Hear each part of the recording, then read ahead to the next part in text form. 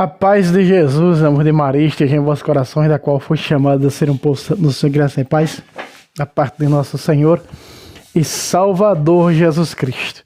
Salve Maria Imaculada,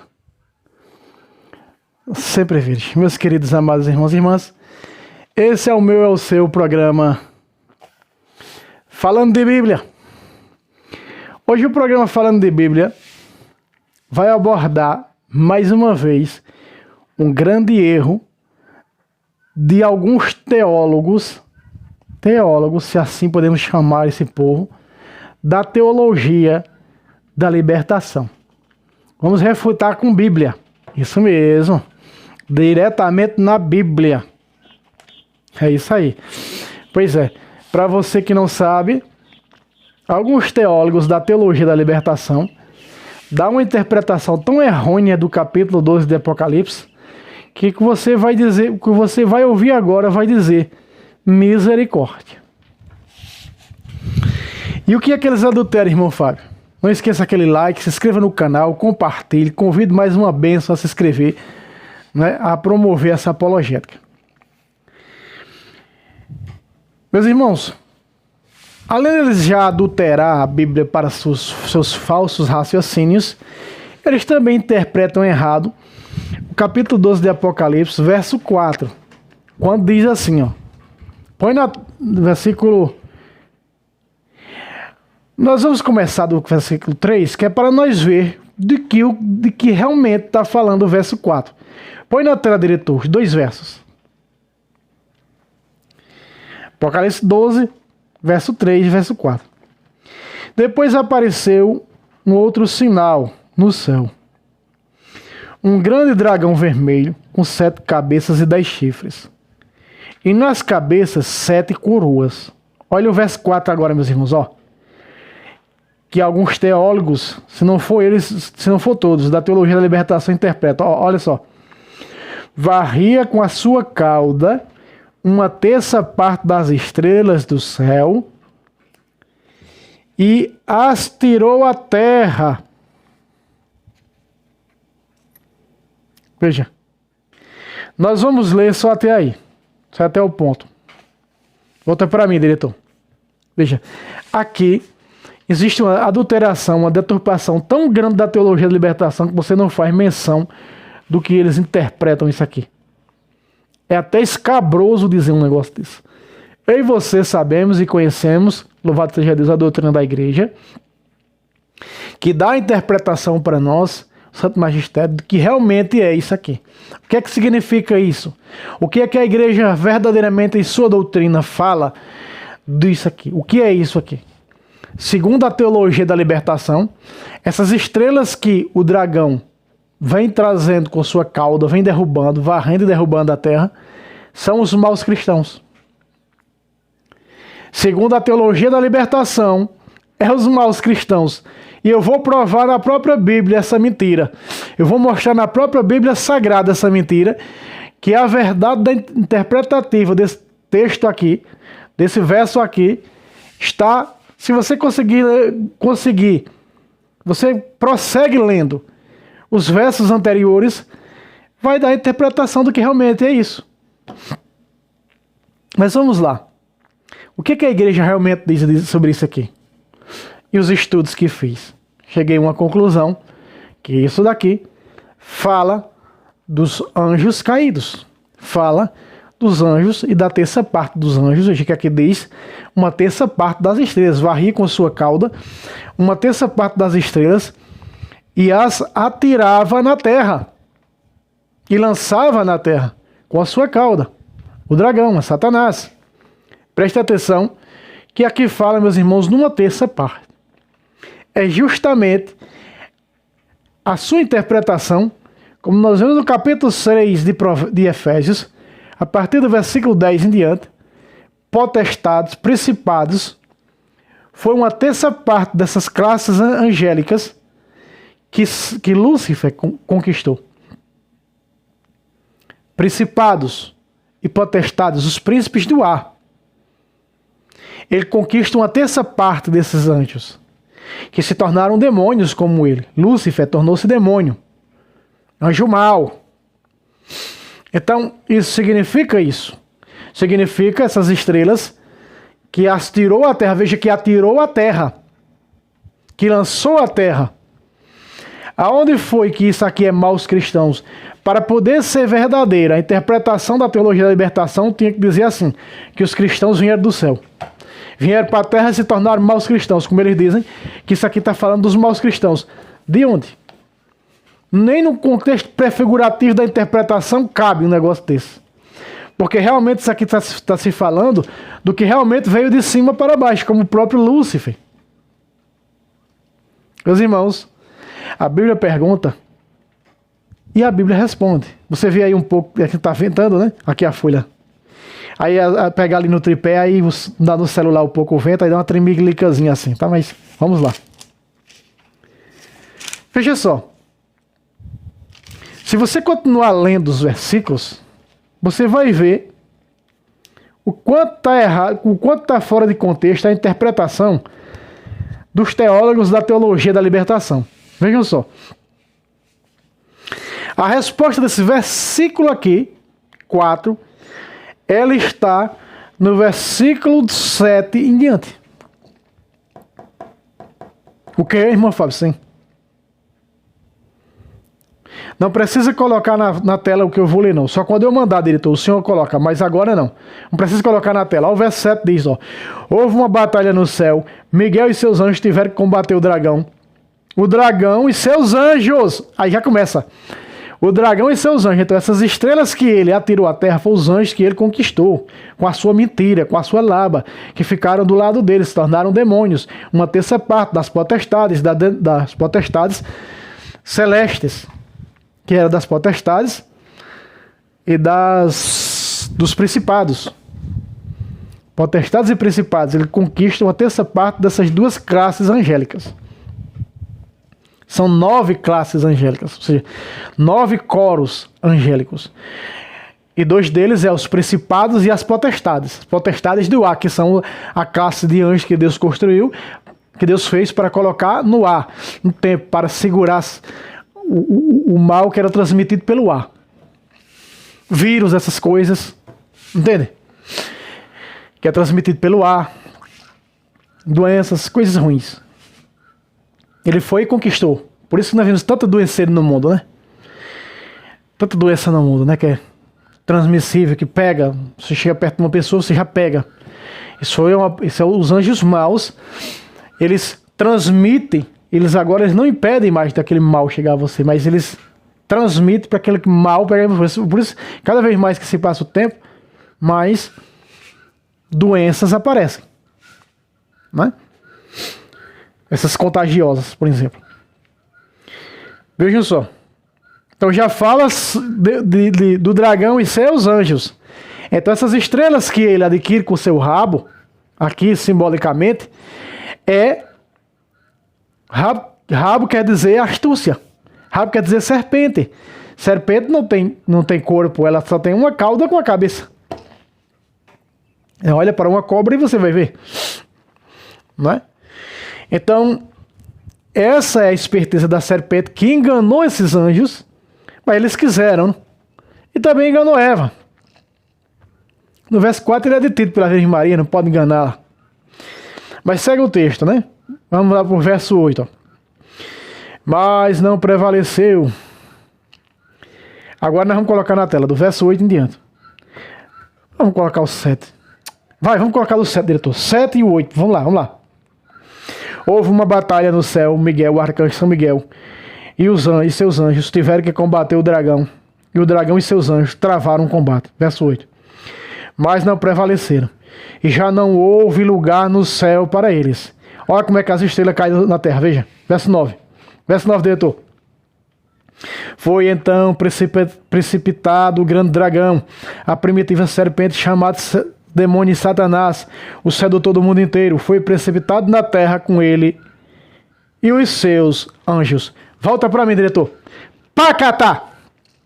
Com as duas mãos. É só seguir o texto, irmãos. É só seguir o texto. Você vai pegar uma onda, um surf, Os surfistas, quando vão pegar uma boa onda para disputar um campeonato, tem que ir conforme a onda leva, cara. Não pode ir o contrário, não, que vai afogar, vai cair, entendeu? Vai perder o título, vai perder o campeonato, rapaz. Tem que ir conforme a onda aqui, tem que ir conforme o texto. Aí, irmão Fábio, mas não está muito claro, não. Veja que o texto bíblico cita a estrela, no verso 4. Você viu comigo aí. Vamos só refrescar sua memória. De novo, o verso 4 na tela, diretor. Varria com sua cauda uma terça parte das estrelas do céu e as tirou à terra. Volta para mim, diretor. Aí. Veja, está citando estrela. Aqui no sítio a gente vê as estrelas, vê a lua durante a noite. Em vez em quando você vê assim uma lingueta de fogo fazer assim. Aí meu santo avô era pequeno, né? 7 anos, 5 anos, ele dizia, eu falava assim, eu fui criado com ele, eu chamava ele de pai, né? O pai, o que é isso? Aí ele, que essa lingueta de fogo aí, ele dizia, é as estrelas caindo, meu filho, ela vai pro mar. Se ela cair na terra, incendeia a terra, o mundo se acaba. Ela cai no mar, e eu aprendi né, que sempre que aquele caía no mar. Depois, quando eu fui estudar, eu entendo que aquilo são coisas que vêm, batem na atmosfera, aí a atmosfera, que é uma forma de proteção à terra, ela rasga na atmosfera, sai aquela lingueta de fogo, né? Joga fora no espaço. Uma questão é lixos espaciais, por exemplo. Pequenos fragmentos, sei de meteoritos, alguma coisa desse tipo, do tipo. Então, você vê aquela lingueta de fogo, fica aquele raio de fogo. Então, o sinal de que quando as estrelas caem, faz aquela, né, alguns astros luminosos, que como essas estrelas caem na atmosfera, ela lança fora para o espaço. Ela protege de não cair na Terra, para não deixar cair na Terra. Só que o aquecimento global, buraco, camada de ozônio, estão banalizando a atmosfera, né? Aquecimento global, por causa do... E até também desmatamento, até um bocado de coisa que o homem faz, né? Errada. Por tudo isso por amor ao dinheiro. Mas veja, Jesus citou a queda dessas estrelas.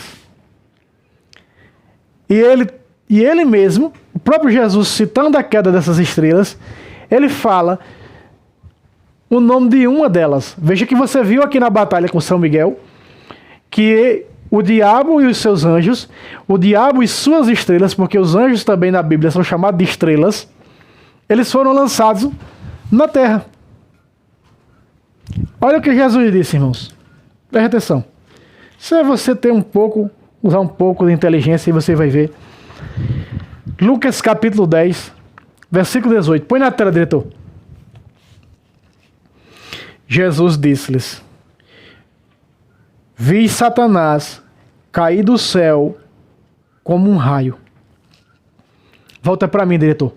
Para cá, tá. Aqui está. Estrelas, raio. Quem são essas estrelas? Satanás. Jesus cita uma dessas estrelas, Satanás. Cair como um raio. Aquela lingueta de fogo. Aquela corda de fogo, né? Aquela corrente de fogo. Foi dessa maneira. A conquista de Lúcifer, dessas estrelas com sua cauda. Simbolicamente falando, traduzindo, dentro de um contexto teológico, foram os anjos, a terça parte dos anjos das potestades e dos principados conquistados por Lúcifer. Fiz Satanás cair na terra como um raio, aí está. Cair como uma estrela. Acabei de citar quando eu vi, né, rasgando na atmosfera. Aquele raio de fogo, né? Tá aí, ó, meus irmãos. Mostrando a verdade nua e crua. Mostrando com Bíblia. E ainda com um olhar teológico, a mentira dos teólogos da teologia da libertação. Dizer que o versículo 4 do 12 de Apocalipse são os maus cristãos. É o cúmulo, é o fim da picada um negócio desse. É ou não é uma vergonha dentro da igreja esse povo? Não é? Bispos, padres, o Nordeste está cheio disso. Não é? É por isso que você sempre vai ver o Nordeste ser esquerdista. O Nordeste ser esquerdista, por quê? Porque eles são ministrados por padres e bispos da teologia da libertação. Eu estou gravando esse vídeo numa sexta-feira, 3 dias antes da eleição, do segundo turno. Daqui a 3 dias, depois de amanhã, é domingo, dia 30 das eleições. Ele não vai para o ar antes das eleições, esse vídeo. Acho que não. Acho que não. Não sei. Mas se for para o ar, eu não sei, porque eu estou sem vídeo, né? Se for para o ar antes das eleições, vejam como o Nordeste é escravo da esquerda do comunismo. Por quê? Porque a teologia da libertação, ela é comunista, ela é esquerdista. E a minha esposa foi para as aparições de Pesqueira, lá para Simbres, né? E ela foi uma missa, onde o padre fez toda a homilia batendo no presidente, dizendo para o povo que é para o povo votar, não vote naquele candidato que incentiva o armamento. Aí está. E então os outros padres da teologia da libertação, eles ficam calados. Eles ficam calados, alguns deles se manifestam, acusando o presidente, e sempre dizendo a ele para os pobres, cuidado com a teologia da libertação, ela fala muito dos pobres, mas não cuida de pobre. Teologia da libertação, não. Eu nunca vi esse povo da teologia da libertação dar a vida pelos pobres. Como eles dizem que se não ajudar os pobres é pecado, eu não vejo eles fazendo nada, só fala besteira. Essa que é a realidade. Essa maldita teologia da libertação. Um câncer dentro da igreja. Nas aparições, acredita quem quiser, eu acredito, ninguém é obrigado a acreditar. Se você não acredita, respeite sua crença. Mas eu acredito nas aparições de Garabandal. Fábio, eu acredito. Você não é obrigado a concordar comigo, tá? Nós vamos discutir por causa disso. Não precisa nem se manifestar nos comentários, tá? Não precisa nem se manifestar nos comentários. Porque aí já vai evitar de eu lhe bloquear. Eu vou logo, eu sou curto e grosso. É nordestino, é meio doido, sabe? Cabeça minha é esquentado. É que nem palito de fósforo. De fósforo. Nós chamamos aqui fósforo no nordestinês. Mas é fósforo. E lá ela disse que as videntes, que Nossa Senhora tinha dito, que viria um tempo que padres e bispos estavam a caminho do inferno e levando o povo. É exatamente essa teologia da libertação. Exatamente essa teologia da libertação. Pega aí uma live que tem no YouTube, né? Do excomungado Léo Boff, Leonardo Boff parece que é, chamam Léo Boff, e do Lula, eles falando mal dos padres, o Lula falando mal dos padres conservadores, né? E o Leonardo Boff falando mal da Eucaristia, falando mal do Rosário, e o Lula lá falando, né? Esses padres conservadores dizem seja pobre, viva na pobreza, porque é o reino do sei do que, zombando, falando. Ora, São Francisco renunciou a tudo que tinha, seus bens materiais, para viver a pobreza. A teologia da libertação tem que ser o conceito de tirar o povo da pobreza e torná-los ricos, como eles são. Olha onde esse povo da teologia da libertação mora. E os pobres estão lá na desgraça. É só blá blá blá, meus irmãos. É só falácia. Não passa de falácia. A igreja é a maior instituição de caridade do mundo. E não é a teologia da libertação que está fazendo isso, não. É a igreja. Segundo o conceito da teologia da libertação, eles não são igreja, eles são apenas uma comunidade. E que Jesus breve passará o rodo e tirará esse nojo de dentro da igreja, se Deus quiser. Vejam, meus irmãos. Então nós vemos realmente quem se preocupa com os pobres. E quem não se preocupa com os pobres. Jesus disse ao jovem rico, quando ele disse, bom mestre, que faço para herdar o reino dos céus? Ele disse, observa os mandamentos. E o jovem rico disse, desde criança eu observo. E o Evangelho de Marcos diz que Jesus, realmente, aquele jovem guardava. Mas Jesus disse, uma coisa te falta para tu entrar no reino dos céus. Vai, vende tudo o que tem e dê aos pobres. Depois vem e me siga. Jesus deu 2 exigências. Dá seus bens aos pobres, como fez São Francisco, distribuindo para os pobres para viver na pobreza. Teologia e libertação não é assim não. Teologia e libertação, o verbo do bom e do melhor. Duvida eles vender o que tem e dar tudo aos pobres, viver como São Francisco viveu. Isso é heresia da teologia da libertação. Falar que se importa com os pobres. Mentira. Mentira. E o seguimento de Jesus, dá aos pobres me seguir. Sabe o que é? Amor que não sabem o que é. Isso não é amor ao próximo. Porque 1 Coríntios 13 vem dizer que se mesmo que eu desse meus bens, tudo que tem em sustento dos pobres, 1 Coríntios 13, 4, se eu não tiver o amor, nada importa. Sem amor não vale de nada. Vale de nada. Nem as obras de misericórdia, se não for com amor, não vale de nada. Não se engane com teologia da libertação. Tudo que falam é mentira. Eles se encostam nos santos que cuidaram dos pobres para dizer eram da teologia da libertação. Mentira. Mentirosos. Como dizem que Santa Dulce dos Pobres era da teologia da libertação, heresia. Que Santa Madre Teresa de Calcutá, que São João Paulo II, que São Francisco, mentira, nunca foram da teologia da libertação. Teologia da libertação era Dom Helder Câmara aí de Caruaru. Esse era a teologia da libertação que sempre estava desobedecendo ao Papa. Eu já estudei, não vem com blá blá blá pra cima de mim não. Eu já estudei Dom Helder. Dom Helder é aplaudido pelo mundo como protestantista. Sabe por quê? Porque desobedecia a doutrina da igreja. Ele desobedecia a doutrina da igreja. Desobedecia ao Papa. Para seguir ao pé da risca a teologia da libertação. A teologia da libertação, meus irmãos, ela tem uma falsa humildade para com os pobres, mas não tem não. É só falácia. Tem na sua cabeça o plano do reino de Cristo nesse mundo.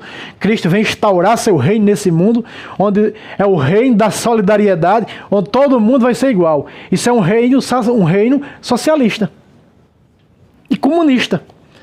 Socialista Jesus nunca foi. Comunista pior. E vou lhe explicar por quê. Porque o reino só olha para Cuba. Cuba todos trabalham para o governo. Se um cara tem um ovo, o outro tem um ovo, todo mundo é igual. Assim pensa, porque de onde veio? Veio do comunismo, do marxismo, a teologia da libertação. Então ela tem esse pensamento do reino onde todo mundo é igual. Todo mundo é igual, e sabemos que não é. Quando a gente olha para o reino de Cristo no livro do Apocalipse, não é. Quando você olha para os santos, não é. Teve uma santa que Jesus mostrou a eternidade para ela, a salvação. Mostrou os santos, ela viu todo mundo lá. Viu os santos pregados, falados pela igreja, viu todos eles. Ela olhou assim e disse, Senhor, por que eu não estou vendo São Padre Pio aqui? Por um acaso São Padre Pio não veio para o céu? Jesus disse, veio, São Padre Pio veio para o céu. É porque São Padre Pio está outro degrau acima desse que você não pode ver. Olha para o Apocalipse capítulo 5, olha para o Apocalipse capítulo 6, olha para o Apocalipse capítulo 8, e você vai ver os 24 anciãos e os seres vivos, que são os 4 evangelistas, diante de Jesus, diante do trono. E você vai ver a parte e a multidão em outro lugar. Por isso existe 3 céus, a Bíblia fala que existe 3 céus, porque Paulo disse, eu fui levado ao 3º céu, paraíso. A eternidade. Quando você olha para o capítulo 8 de Apocalipse, você vai ver o seguinte, que lá, em um altar, os anjos estão incensando o altar para que aquele incenso leve a oração dos santos para o altar de Deus. Tem o altar de Deus, o altar supremo, onde Deus fica, é outro canto no céu. Tem o altar, que é um céu, né? O altar de Deus, que nesse altar de Deus só fica 7 anjos, que são os 7 arcanjos, da qual São Rafael disse a Tobias, eu sou um dos 7 que vive na presença do Senhor, onde o Senhor está, é o altar, o trono supremo onde fica Deus. Tem o altar do Cordeiro de Cristo, onde está a Virgem Maria, e os 24 anciãos, que são os apóstolos. Entende, meus irmãos? E quando nós olhamos, o povo está em outro lugar do templo no céu, louvando, cantando, adorando. É isso que está falando. Então não existe esse reino de igualdade, que eu vou ser igual, que eu vou ser igual no céu a São Padre Pio. Isso é heresia. Esse reino da igualdade da teologia da libertação é uma heresia das piores que existe. O reino da igualdade. Você já viu que nem chama reino de Deus? Chama o reino, né? Instaurar seu reino, quando fala assim. O Senhor quer instaurar seu reino. Busca aí as músicas da teologia da libertação, que nem Jesus fala nas músicas da teologia da libertação. A grande maioria delas está aqui desbancado na Bíblia. Mais uma heresia da teologia da libertação. Meus irmãos, se inscreva no canal, nos nossos canais, tanto no canal do Ex-Protestantes para Pentecostes, como no canal Tradição Católica dos Debates, porque nós buscamos trazer a verdade, doa quem doer, como diz um irmão aqui nos comentários, nua e crua. É desse jeito. Por que nua e crua? Porque não agrada a todos. Né? Então, fazer o quê? Se o próprio Jesus, por dizer a verdade, foi colocado numa cruz, e é o lenho verde, imagina nós o seco. Deus abençoe a todos. Se inscreva, comente. Salve Roma, salve Maria Imaculada. Sempre virgem.